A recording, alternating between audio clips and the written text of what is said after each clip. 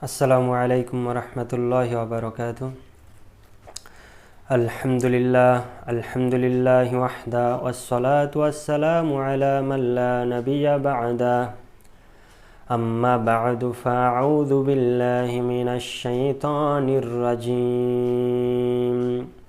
বিসমিল্লাহির রাহমানির রাহিম। وقال الله تعالى في كلامه المجيد: ولا تعجبك أموالهم وأولادهم إنما يريد الله أن يعذبهم بها في الدنيا وتزهق أنفسهم وهم كافرون. اللهم صل على محمد وعلى آل محمد كما صليت على إبراهيم وعلى آل إبراهيم إنك حميد مجيد. اللهم بارك على محمد وعلى آل محمد كما باركت على إبراهيم وعلى آل إبراهيم إنك حميد مجيد. সমস্ত প্রশংসা এই মহাবিশ্বের একমাত্র প্রতিপালকের জন্য, যিনি আমাদেরকে সৃষ্টি করেছেন, এই পৃথিবীতে থাকার সুব্যবস্থা করে দিয়েছেন। শান্তি অবতীর্ণ হোক এ মহাবিশ্বের সর্বশেষ রাসূলের প্রতি। আল্লাহুম্মা সাল্লি আলাইহি আল্লাহুম্মা বারিক আলাইহি। আজকে আমরা একটি বিষয় নিয়ে আলোচনা করব, সেটি হলো যে পৃথিবীতে যে সমস্ত ব্যক্তি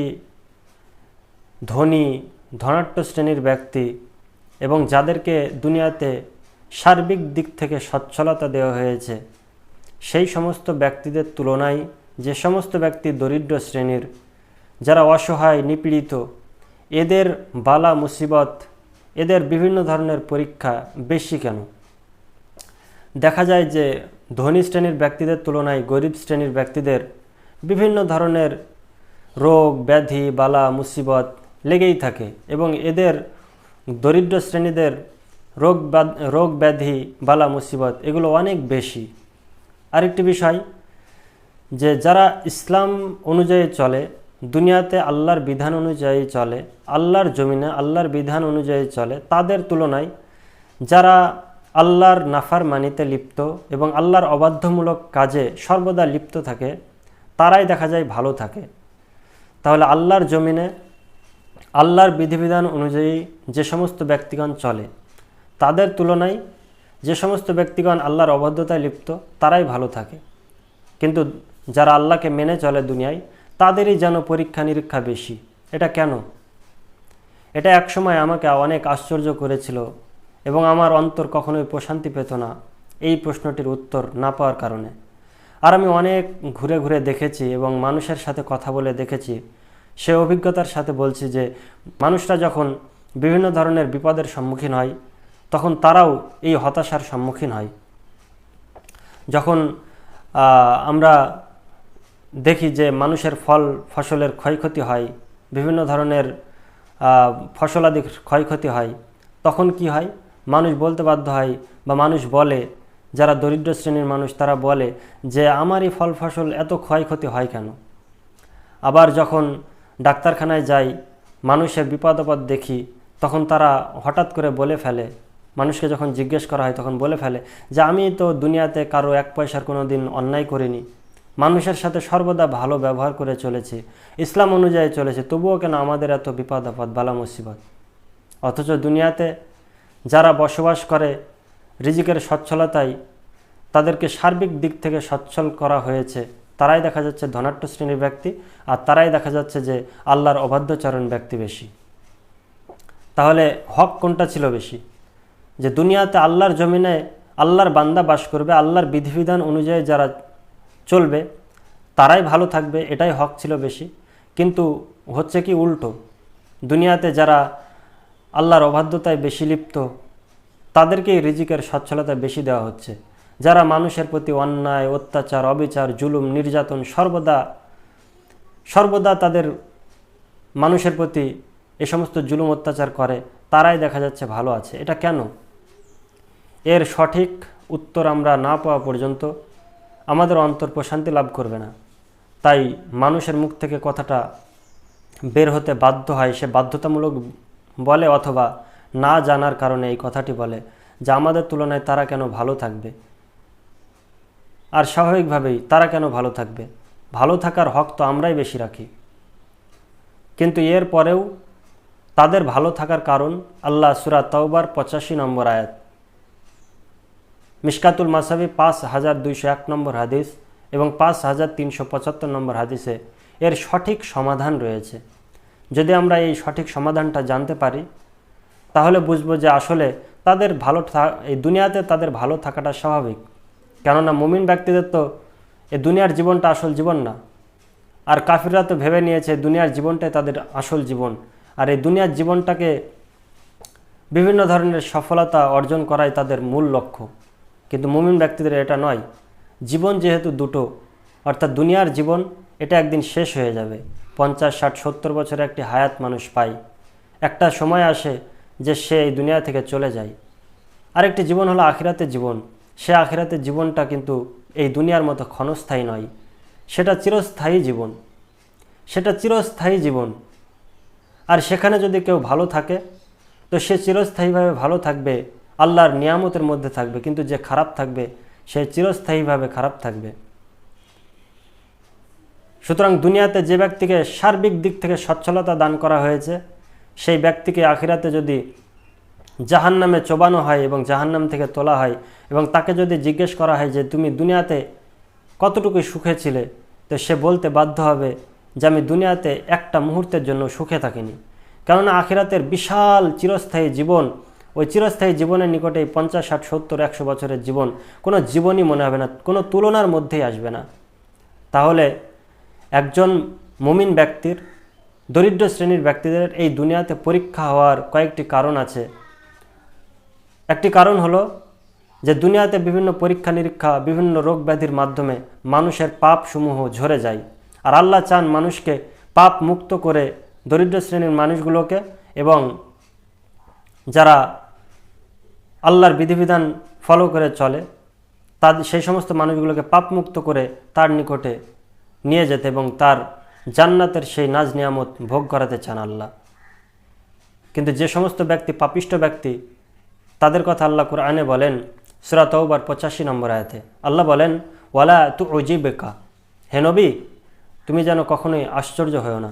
ওয়ালা তুউজিবকা আমওয়ালুহুম ওয়া আওলাদুহুম, তুমি যেন কাফির মুশরিকদের সম্পদ দেখে কখনোই প্রলুব্ধ হয়ে যেও না, কখনো আশ্চর্য হয়েও না, কখনোই মুগ্ধ হয়ে যেও না। ওয়া আওলাদুহুম, এবং তাদের সন্তান আদির ভালো থাকা দেখে, তাদের সন্তান আদির সার্বিক দিক থেকে সচ্ছলতা দেখে কখনোই যেন তুমি অবাক হয়ে যেও না, কখনোই আশ্চর্য হয়ে যেও না। কেন জানো?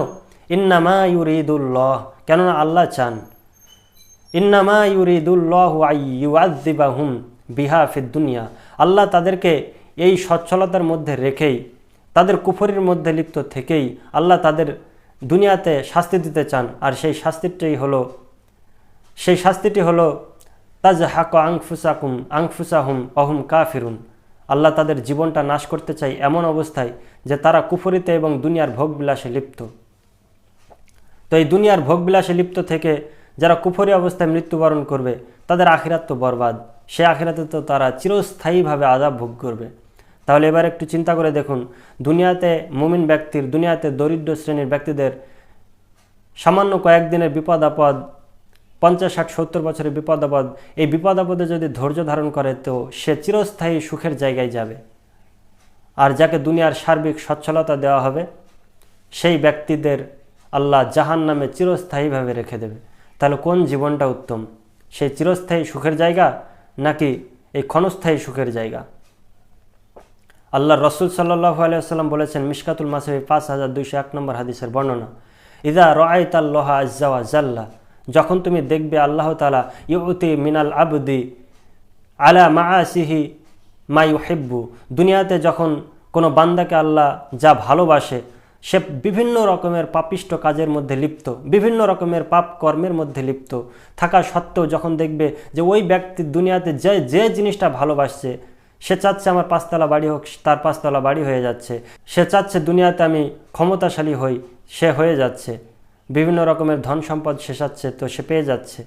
এটা কেন?